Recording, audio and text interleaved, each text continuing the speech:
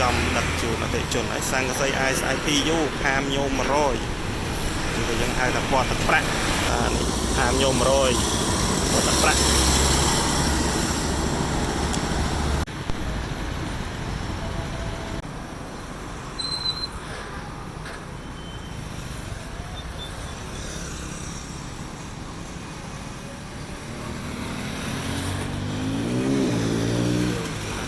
ជនគាត់រើថ្ងៃនេះគឺ ISI ខាម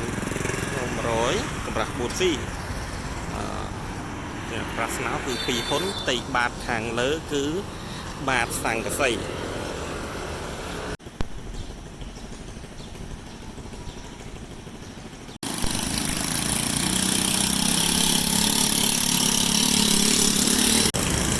ការ៉េមានខ្លីមានវែងទៅបាទ